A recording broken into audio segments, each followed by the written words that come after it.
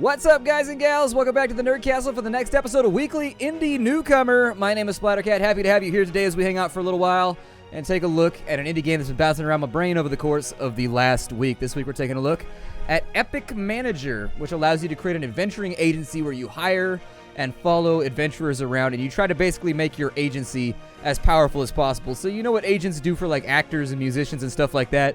That's what you become for adventurers. You find them jobs, you send them out on quests, you help them manage their fame and stuff like that. Kind of an interesting little game. I do have little things about it that I will critique later on in the video. If you wanted to jump straight to like my coverage of the game and what I think of the various aspects of it, you could jump straight to the end of the video. I'll try to mark that in the annotations down below. But for right now, as is typical with these series, I tend to just play the game for about 30 minutes. We talk about things. We look at everything that's like in the beginning of the game and kind of in that introductory period. And then from there, it gives you a rough idea how everything functions instead of having to go online and look at screenshots and stuff like that. So, without further ado, let's play a new game here. Items or money in the bank. Austrias, the peaceful land you know now, was once a war-torn battlefield between the many kingdoms of the realm. After the kingdoms were unified, the resulting peace left countless soldiers without work or pay to bring home food for their families. Out of necessity, some decided to create adventuring parties that would travel the world in search of quests.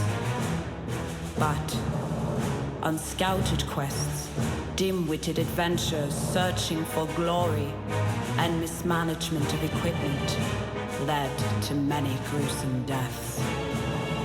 That's when the first agencies were created. By governing these agencies with a centralized association, the adventurers were granted rights, paid contracts, and certain even grew to become celebrities. All the while, agencies were taking all the credit and stuffing their pockets with incredible sums of gold. But let's not get ahead of ourselves. Like any good story, it starts from humble beginnings. In this case, the annual rookie draft.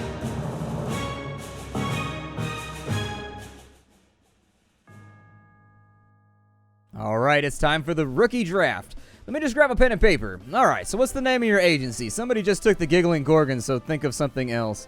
We will be the Ham-Fisted Handies. There we go. And then our primary color will obviously be green, which is the superior color. The only other acceptable choice to green is purple. Otherwise, your emblem would be fail. Actually, let's be purple and white. And then our emblem will be a double chevron. Sure. That sounds fine. Confirmed. Just so the Astreus Adventuring Association can get a better idea of your management style, we do some role play. While traveling on the road, you see a merchant being attacked by a swarm of angry goblins with spears. What do you do? I cast a sleeping spell on them and run away. No, it doesn't matter. We stab them. Stab the goblins. For your services to the crown, the king has offered to grant you the reward of your choice. What would you seek? Because I'm on camera right now, let's say to distribute the riches among the poor of the realm. I'm such a nice guy. Excellent. That's all the questions I have for now. Man, I should totally be on stage right now. The draft is about to start. You have the third place pick, too. So nice. Go take a seat. Welcome, everyone, to the Astreus Adventuring Association's Rookie Draft. Today, all of the newly licensed managers will take their first step towards becoming the Epic Manager. Now, without further ado, take the first pick. We have the Warring Wombats. Ooh, that's a good name right there. The Warring Wombats have selected Shovel Knight. And they have chosen Shovel Knight. Excellent choice. I believe there are a lot of jealous managers in the room right now. Who's got pick number 2? It's the Delta Demons. The Delta Demons choose to select the Rogue Legacy Knight. And within seconds, they choose the Rogue Legacy Knight. Oh my god, look at those lavish colors. Now with the third pick, we have our last-minute newcomer agency. Who are they going to choose as their first contracted adventurer? So you have options here. You have, like, assault classes, you have healing classes, kind of rangery classes, I guess. I don't know. Kind of roguish classes, I suppose. Not really sure. You've got druids and kind of wild folk and priests over here. Priests and wizards, I guess. I think it's attack, rogues. It's attack, rogues, wizards, and support classes, I think, are these guys over here. Now, you can really choose whatever you want. There are a ton of classes in this game, and I would highly recommend playing around with all of them. They have the Paladin, whose focus is blessed for knack for fighting and smiting their enemies. You can take a look at every single one if you want. He gets an active skill called Protection, which allows him to infuse people with divine light. We can go with a Smuggler. He has Lightning Bolt, and so he can fire a lightning bolt at a single target. He's Ratophobe, he's an Agoraphobe, and he's Sluggish. Okay. We have the Sorcerer, we have the Bard, we have Mages, Priests, Witch Doctors, Warlocks, Thieves, Rogues, Druids, Rangers. There's so many things that you can pick from here, and there are better choices than others. Some of the classes are better than others. I think, personally, one of the best classes in the game is the Spell Sword, with what I've played with so far. I've only had a chance to have about 10 of these in my party. I haven't had a chance to have all of them in just yet, but I have been playing around with different options, and so far I've really found the Spell Sword to be baller. But we'll try something different this time around. Let's go with... I like the guy with the... Who had the Lightning Bolt? Yeah, Toma Dustmite. Let's go with the Smuggler. That sounds good. I picked my Smuggler. He's got a bandana, so the ham-fisted handies choose to select Toma Dustmite. Alright, and so we're going to skip the tutorial. We will disable future tutorials. Let's see, disable the hints as well, because we don't need them. I'll explain things to you as we go along. Everren Ironmark has reached out to your agency for a meeting. He would like to discuss job opportunities for the near future. The quest has been added to your quest log. And so we start out in the village of whatever the hell this village is called. This is where we were at. We actually need to make, it hasn't said where we're at yet. We need to make a squad. So, a couple things you need to know. The UI is very, very busy in this game. There's a lot of stuff around. So up here, this little number is the level of our guild. As we get ourselves up at higher levels, we get research points, which are these little splotches right here, these seals. Once we've got the seals, we can spend those on this massive research here. Get out of the way. Go away. Yep, nobody cares. Nope, don't care. Said no tutorial. Thank you. You get access to this really, really big talent tree. And then in addition, you can level up your guild, which just costs money. It doesn't really cost seals or anything like that. But it allows you to get new advertising campaigns for your agency, and it allows you to get a bunch of new stuff too. So you can definitely... There's some development going on with your agency right now that you can accomplish. You can make it everything from like traders like you better to you recruit easier. There's all kinds of random little things you can put in there. We need to make a party, but actually the first thing I want to do before I make a party, it's got it not lit up. Okay, never mind then. Let's put T-Dustmite in here then. We now have a party. Hooray. So now we got to pick a place to deploy said party. They are now deployed inside this little village. And so we can select them. We have 4 actions for our party. We can move, we can camp, we can teleport, and we can disband. We need to go here because that's where our quest is at. So we set that as our location that we want to go to. I'm not sure why it's still doing the tutorial even though I said no tutorial. It's a little obnoxious, but hey, what are you going to do about it? So then we end our turn, and during the in-between period, so stuff happens at the end of your turn, not like during it. And so he'll move at the end of my turn. And so there it is. He ventures forth. Nothing happens when we move to that spot right there. Every single time you go to a spot that's in between town nodes, and sometimes when you're in town nodes, things will happen, and you'll have to fight guys. Other things to be aware of, up here you've got the amount of 12 out of 12. I don't know what that is right there just yet. It's something. We've got gems, which stand for fame. We've got how many quests we've got, how many adventures we can have in our agency. This is the salary cap that we're allowed to spend per day. This is the amount of gold that we have. This right here is the amount of portals we can open so that we can teleport around. This is the god that is currently dominant on the map. Every 12 turns or so, it enters a new phase of the moon where a new god is dominant. And so if you take a look at your characters through... It is really dedicated to not letting me do anything with the tutorial right now. Oh well. It's a frustration, but I don't care that much. I want to show you things, and it's not letting me. It's blocking me from clicking. We've received a letter from Everin Ironmark's representatives, one of the king's 3 sons. He's currently warring for the realm to protect the throne or claim the throne and has the Thieves Guild and Druids in his pocket. They prepare to test to see how our adventurers can fare in combat. Meeting him could unlock jobs for us in the future. So we get XP, fame, money, accessories. This is a capital. There's a combat quest here, and the faction, if we get a successful mission, is for Everin Ironmark. We'll get reputation there. So let's proceed.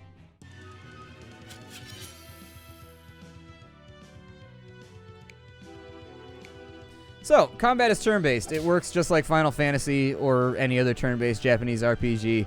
This one is not Japanese, I don't think, but you take turns attacking. Initiative is at the top. You can run away if you need to, but you take a fame penalty for running away. But on the plus side, you always run away, so that's good.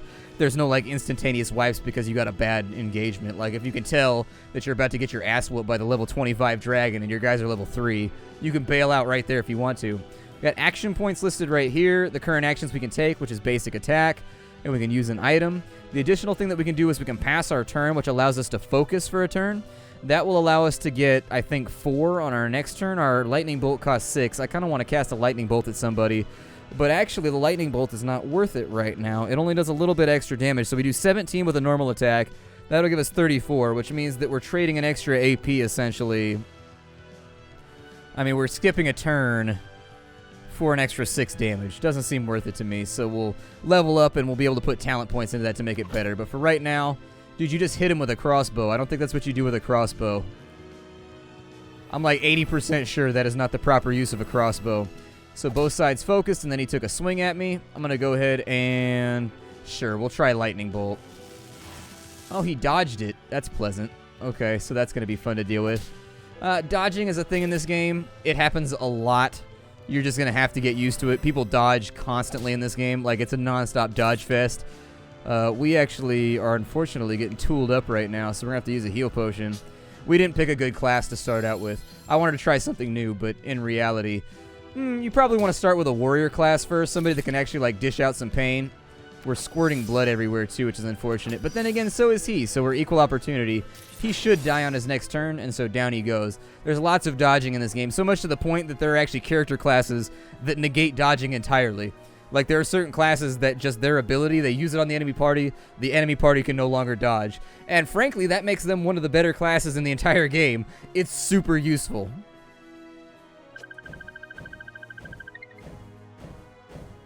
Alright, so we got an uncommon bronze amulet, 75 XP, so you can see I'm leveling up right there. That's right, every single character level up, gets skill points, they can evolve their class and stuff like that, and become better at their job, but what we really need is money. This game is ridiculously focused on finance. And not a bad ridiculously, I just mean that your focus should be on finances all the time, and not on kind of the humdrum of fighting enemies. Under the gaze of Everin's quartermaster, the adventurer made quick work of his sparring partner before making his way towards the meeting. As he approaches Everin's tavern hideout, one of his hired thieves rises to greet him. "Hello, friend," he says with a crooked smile. "Everin Ironmark has decided to enlist the help of agencies for jobs that require a more respectable approach than what we lowly thieves can offer." The man looks at the other thieves in the tavern and they all laugh in unison.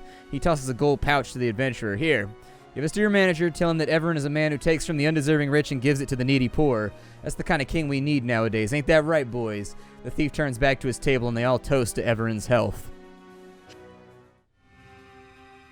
Alright, so it's turn number 3. This is going to be the turn... Oh, they want me to open a portal. Okay, so we can open portals on our turn, which allow us to teleport in between locations for a gold stipend. Unfortunately, the gold cost tends to be really, really high, so I don't use it very often. Next, we need to do a recruitment I don't know why it's making me do the entire tutorial when I said not to do the tutorial. I don't know. Either way, we have to do a street scouting campaign, which is all we can do right now. We will launch this campaign, which will cost us 1 scouting point. Scouting points can be spent finding quests, finding adventurers, opening portals, finding merchants, by staffing your offices, which is a mechanic that comes in later, or by dealing with intrigue, which is not in the game just yet. The game is in early access, so all of the features have not been implemented yet, but intrigue is going to come in later, and that's where you can kind of go to war with other agencies and try to sabotage them and stuff like that. As of right now, all the other agencies can mess with you, but you can't mess with them back. So street scouting, let's do this thing. Launch the campaign. We have access to 3 guys, and we're going to take all of them. We have a bard. The bard has that ability I was talking about. Oh no, he's got a different one. Okay, my bard that I had the last time I played had the ability that negated dodge. So he's a little bit less interesting to me. We'll take Xavier Doomheart. He's got an ability called Channel, which allows him to charge up his attacks, which can be very, very nice. My suggestion would be negotiating on their salary a little bit. So you can negotiate for their salary, the duration of their salary, and how long they're going to stay at that salary.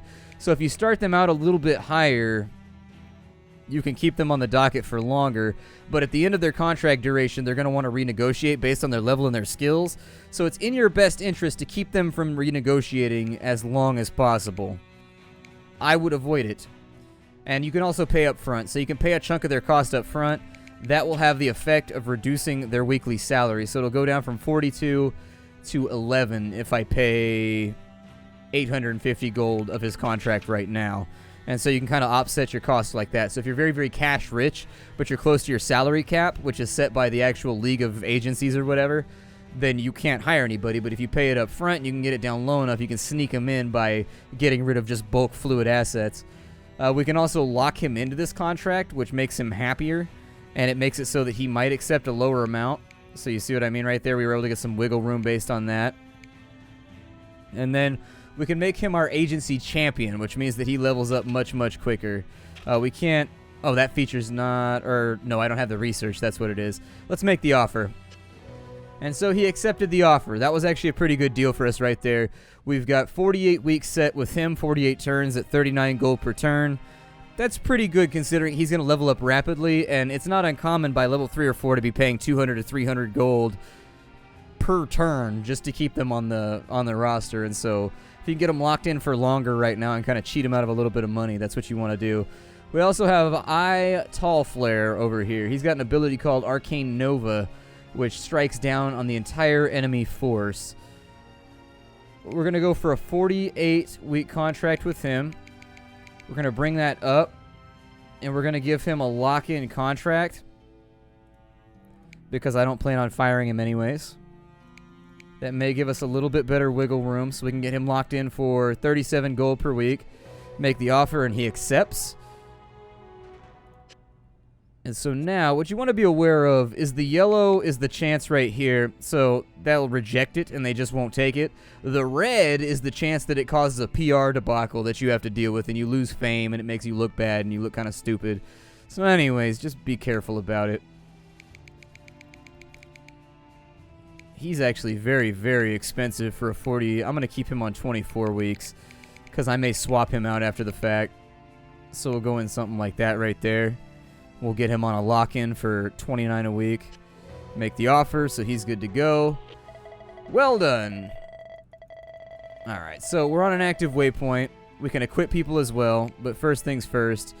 I need to take people, so he can't do anything with that, but with that accessory, he gets critical hit chance +5. I would actually much rather put that on my party. Let's take this right here. We actually haven't accomplished that much. I may cut this episode a little bit longer. I'm ahead of schedule today anyways. It doesn't matter. So we got Tall Flare right there, and then we've got Shadow Caller, who we're probably going to fire when his contract is over. We'll probably get rid of him just because he doesn't have the ability that I really want anyways. And so now you can see we are bleeding cash, so we need to find ourselves some jobs. And actually, there's a quest right here. So we're going to go handle that so we can get pay aid.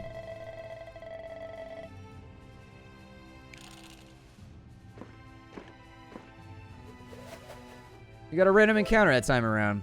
As the day nears its end, the party comes across a clearing near the road where a small group of very well-dressed people seem to be gathered in a circle. Upon approaching them, the adventurers realize that there are two noblemen in the center who are about to duel.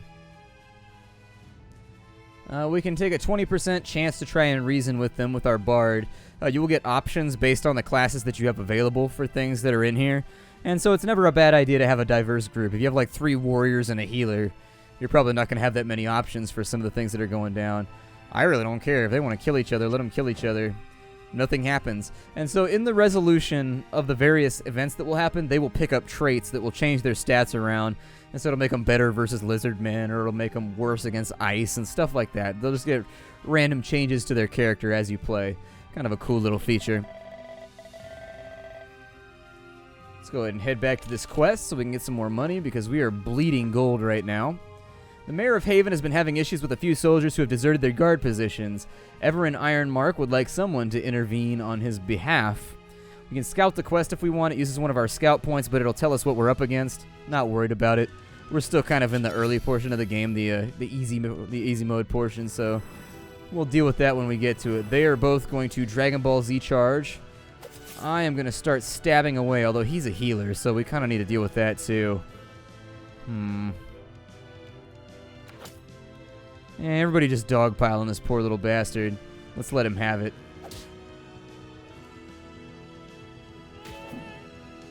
He should die on his next turn, I think. 1 HP left. Ain't that just my luck? Ain't that the way my life goes? And he was able to take 2 attacks right there because he had a charge. Now, what he picked up right there is called a wound. I think the wound system needs to be changed slightly. It's a little over-punishing and random right now. It happens a lot, and a wound reduces his max HP by 25%. I would say maybe drop it down to 15 or 10 because it's not uncommon to get 2 wounds, 3 wounds in one battle if the enemies focus fire, which they do. And so it's like one of those things where, as of right now, it seems like the proc chance is either too high on the wounds or the penalty is too high. So make them less frequent but keep the same penalty, or make them have the same frequency but lower the penalty, basically. It also doesn't help that wounds are kind of difficult to get rid of. They're really, really expensive to get rid of. I don't know if the intent is to make you abandon characters who develop wounds, but if that's the design intent, I guess I got the wrong idea from it. He's going to cast a heal on himself, so that's going to cause him to regenerate quite a bit. In the early game, your guys aren't really going to have enough AP to do a lot of the stuff you want them to do. Don't worry, as they level up, their AP regeneration gets a lot better, and they start attacking 2 and 3 times a turn, every single turn, stuff like that. It comes down to we're really, really early on in the game right now. And this is a game that is quite girthy, actually. This is a game that you could easily put a good 20, 25 hours into in one campaign. And that's just one campaign. So we've got to level up on that side. Nobody else leveled up. You'll get to see his little talent tree now. We've got a Bronze Book of Ice. This book adds a 25 ice resistance to all enemies for 3 turns. That's not too terrible. Especially if you've got like wizards in your party who are really good with ice, which I think he is. So we may want to put that on somebody else so they can prime him up to nuke people with ice hella hard. There are interactions between the characters. So here, his first level up, we have 2 options. With his lightning bolt, we can make it cost 1 less AP, or we can make it hurt more. And that actually stacks. You'll get another opportunity on this circle to either make it cost even less, or to make it hit even harder. It's up to you what you want to do. I'm a fan of the AP cost reduction. If you can get this down to like 3 AP cost, it becomes an attack that you can spam pretty easily for more damage than his default attack. And so that's what I like to do with it. Turn him into a lightning machine gun. A Tommy gun lightning. So we need to find some more work. So we're going to use our scout points by clicking over here to prospect out some quests. Do a little bit of data mining here. There are 2 quests over there, and there's quests over here. 2 of these are for Everin, and 1 of these is for Hildrick. We're going to take all 3 quests because we don't really have that much to work on right now anyways, so we might as well.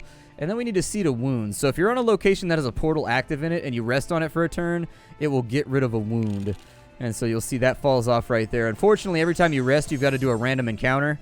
So it can be bad. Like, this can happen, and you can just get wounds stacked on you over and over and over again while you try to rest. This is a feature that I don't particularly like. If you rest in a city, I think you should not go into combat, like, ever.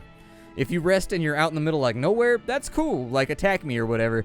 But in cities, you get attacked by goblins and, like, random monsters and stuff like that, and it just doesn't make any sense. You're in a city right now. Unless law enforcement is very, very lax in the city, I guess.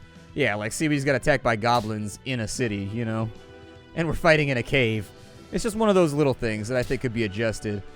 Hopefully we don't take any wounds in this combat. I would really prefer it thusly. I'm going to open up with a lightning bolt right there. 67 damage. Not too bad. Lightning bolt! Lightning bolt! Lightning bolt! Getting my LARP on right now. People always rip on LARP for being hella nerdy, but like, if you enjoy it, do what you enjoy in life. See, we got another wound, and we were resting to get rid of a wound. This is exactly the mechanic. Wounds are far too frequent, and they're far too difficult to get rid of right now. And this happens a lot. I've played the game for probably 6 or 7 hours, and this is the major pet peeve I've developed from this game, is that just wounds happen too frequently, and they're too annoying to get rid of. And they're too severe. A 25% hit on your HP until you rest, and then get attacked again in your sleep. It's just too much. So I think they should actually remove the random violent encounters from resting unless you're in a space that's not a city. It just seems like that, you know, would work for me. In addition, we're bleeding out gold right now because they're charging us money every single turn for their salary, and yet he's sitting in town resting right now doing nothing, trying to get his wounds off as we get attacked over and over and over again. And so you see what I mean? Like, it creates kind of like a death spiral sometimes that you can't quite seem to get out of. Let's see. As the party sits by the fire and exchanges stories, songs, and laughter after a day of travel, they begin to hear a crackling sound. Suddenly, an elemental creature erupts from the center of the fire. It has skin that looks to be made of cinder and molten lava with eyes burning with a fierce brightness.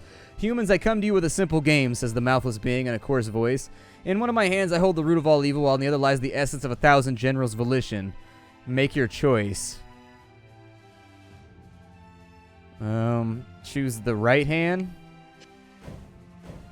The willful trait was obtained by Tall Flare, and that's actually really good. He gets an extra AP every single turn now. That's a major buff that he just got. I would like to hear the follow-up of the story, though. Like, what happened, you know, when we got that locked in. We can take... Oh, we can't take more quests. Let's actually head out this way, then. So we need to move over to here. We'll end our turn, and hopefully this adventure will go without incident. At least... Oh, we got another encounter. I tried. I tried really, really hard. Crossing through the mines, the party spots an immense vein of silver. If they can somehow break off a piece, it could be lucrative. The spell sword suggests an elemental approach. Have the spell sword imbue his weapon in smoldering fire before slashing the vein. Yeah, do that. Hooray! We got large shards of combat. The spelunker trait was gained, so he gets better at combat in caverns and mines. And he's now gifted, which means that his arcana has gotten better. The spell sword imbues his weapon in smoldering fire, slowly begins cutting through the silver vein's base. His blade slices through like butter. The party picks up the huge silver chunk. This is probably worth a lot of money. It's worth 3,200, but that's because it gives a permanent stat increase to one of our characters and makes him really, really good. So there goes another $100. Let's continue to our next quest. Alright, so Hildrick's grass is greener. Hildrick Ironmark's camp has noticed our current involvement with his brother. He wishes for us to meet with his representatives in order to assess our agency's power and perhaps give us a few jobs in the future. Be wary, though. Hildrick has many enemies, most notably his brothers, and they will know of our arrival in his capital. So we get job opportunities, experience points, fame, and what are we up against? A rogue and a thief. That's not bad. We should be able to handle this no problem. I'm just going to open up on him right now.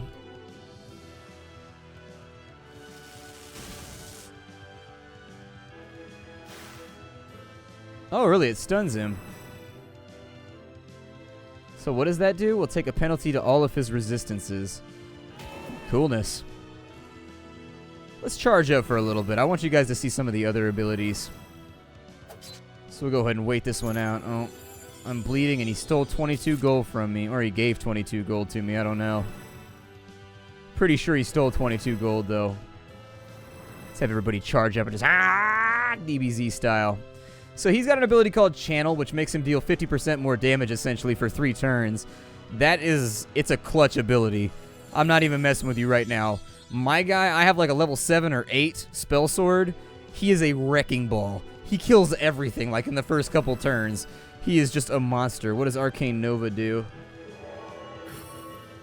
Hurts everything on the field. Okay, probably wasn't worth the effort, but... Oh, he dodged my bruiser blow. I don't like that. See what I mean? There's a lot of dodging in this game. It could just be because he's a rogue. But I've noticed the wizards and stuff dodge a lot too. We need to find somebody that can negate dodge. That's actually one of the reasons why my last playthrough was going so smoothly, is because I had a person who flat out just made you ignore dodge, which was great. It was fantastic. He's hit us with electrical caltrops. That's not very kind. Oh, I could have lightning bolted him. Oh well. I'm in an auto-attacky mood right now. And so there's another kill. Hooray, quest accomplished. Brushing off this failed ambush, the adventuring party makes its way to Hildrick Ironmark's mansion. They are quickly escorted to a conference room where Hildrick Ironmark's second-in-command, a knight named Sir Craig, is poring over a large map of Astraeus. Ah, the new agency's representative. Welcome to the headquarters of our one true king, young one. He tosses a bag of gold in the adventurer's hand. Here is a payment of good faith. Hopefully your manager will not be swayed by the other Ironmark brothers and will pledge his allegiance with Hildrick, the one true king. That'll be all. Sir Craig drops his gaze back to the map and the adventurers are escorted out. We made 1,000 gold. News of our actions have echoed through the land. We gained reputation with Hildrick, and people have leveled up, which is always a good thing. I am going to make his attack easier to cast. Same thing with you. Same thing with... Actually, I'm just going to fire you, so I don't really care what I do with you.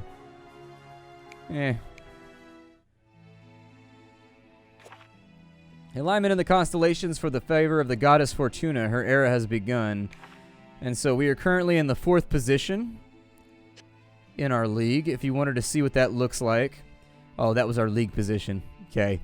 So basically the goal here is that there will be a set of trimesters. There will be 3 trimesters. At the end of the 3rd trimester, everybody who's in the top 4, or the top 2, I think, advances to the next league up. The bottom 2, they get eliminated. And anybody in the middle just kind of stays there and does their thing.